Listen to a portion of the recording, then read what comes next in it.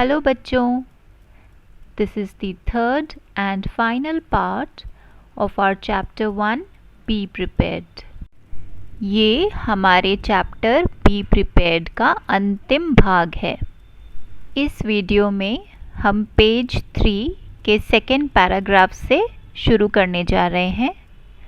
अगर आपने इससे पहले की एक्सप्लेनेशन अभी तक नहीं सुनी है तो नीचे डिस्क्रिप्शन में मेरी पहली वीडियोस के लिंक है, आप पहले उन्हें देख लीजिए।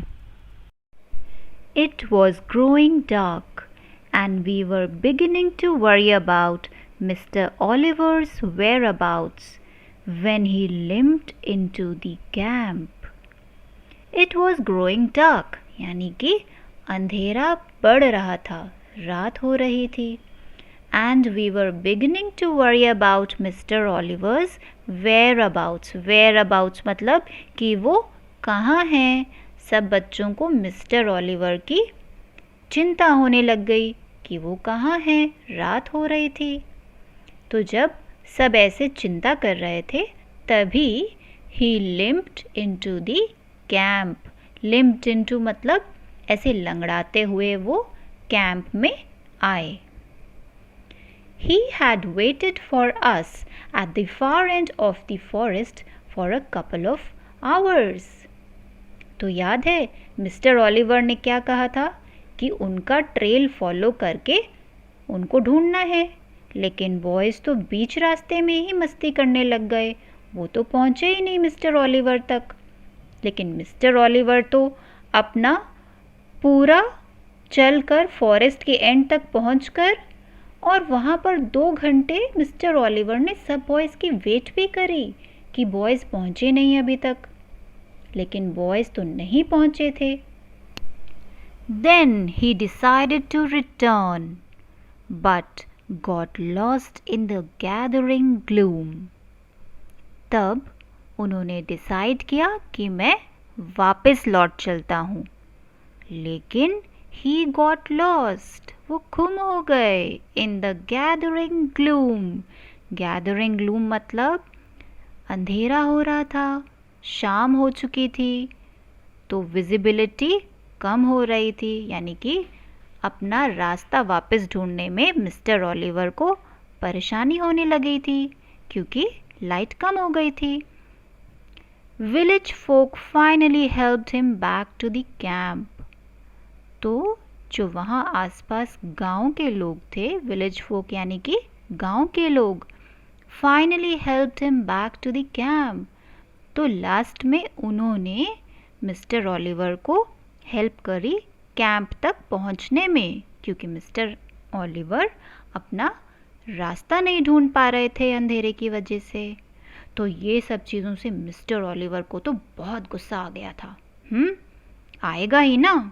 He was very angry and made us return all our badges, including my cookery badge. Mister Oliver बहुत गुस्सा थे और उन्होंने क्या किया, उन्होंने कहा सब अपने अपने बैजेस लौटा दो, और मेरा कुकरी बैज भी उन्होंने ले लिया। An hour later, when we were all preparing to get into our sleeping bags for the night, Mr. Oliver called out, "Where's dinner?" An hour later, 1 घंटे बाद, जब हम सब अपने अपने स्लीपिंग बैग्स में सोने की तैयारी कर रहे थे। स्लीपिंग बैग्स मतलब स्लीपिंग बैग्स होते हैं warm padded bags used to sleep in, especially while camping. अब कैंप में कोई बेड तो होता नहीं वुड का जैसे हमारे घर पे होते हैं, तो इसलिए वहाँ हमें स्लीपिंग बैग्स लेके जाने पड़ते हैं, जो थोड़े वार्म पैडेड कोजी से बैग्स होते हैं जिन पे जिप लगी होती है। बस उनके ऊपर आप लेटो और जिप बंद कर दो अपनी नेक तक, तो आप उसमें सो सकते हो आराम से। तो ऐसे ही सब अपने अपने स्लीपिंग बैग में सोने की तैयारी करने लगे। तो अभी मिस्टर ओलिवर कॉल्ड आउट मतलब उन्होंने ज़ोर से बोला, वेयर्स डिनर? डिनर कहाँ है? मेरे रात का खाना कहाँ है? We've had ours, said one of the boys. Everything is finished, sir. We've had ours. हमने अपना खा लिया है, said one of the boys. एक बॉय ने कहा. Everything is finished, sir. सब कुछ खत्म हो गया है, sir. Where's Bond? He's the cook. Bond, get up and make an omelette. अब मिस्टर ओलिवर को तो बहुत भूख लगी होगी. वो कितनी दूर जंगल में चल के गए, वहाँ गुम हो गए, वापस आए जैसे तैसे. तो वो गुस्से में तो थे ही. तो उनको और गुस्सा आ गया कि मेरा डिनर कहाँ है. सब ने कहा कि वो तो फिनिश हो गया है. तो उन्होंने फिर बॉन्ड को बुलाया कि बॉन्ड कहाँ है, वो तो कुक है. Where's bond? वो तो कुक है. He is the cook. Bond, get up and make an omelette. तो मिस्टर ओलिवर ने गुस्से में बोला कि बॉन्ड, चलो उठो और मेरे लिए एक ऑमलेट बनाओ. I can't sir. मैं नहीं बना सकता सर. Why not? क्यों नहीं? You have my badge. आपके पास मेरा बैज है, मेरा cookery badge. Not allowed to cook without it. मैं उस बैज के बिना कुक करने के लिए अलाउड नहीं हूँ. Scout rule sir. स्काउट का रूल है सर ये. I have never heard of such a rule. मैंने कभी ये रूल नहीं सुना. But you can take your badges, all of you. लेकिन तुम सब अपने अपने बैज ले सकते हो. We return to school tomorrow. हम कल स्कूल वापस चलेंगे. अब मिस्टर ओलिवर गुस्सा थे तो उन्होंने कहा, मैंने कभी ऐसा रूल नहीं सुना. ले लो तुम सब अपने अपने बैजेस और कल हम स्कूल वापस चलेंगे. Mister Oliver return to his tent in a huff. Mister Oliver अपने टेंट में गुस्से से वापस लौट गए. इन अ हफ मतलब एंग्रीली, गुस्से से. But I relented and made him a grand omelette, garnishing it with dandelion leaves and a chili. But I relented. Relented मतलब कि जब आपने किसी काम को पहले मना कर दिया हो लेकिन बाद में मान गए हो उसी को करने के लिए.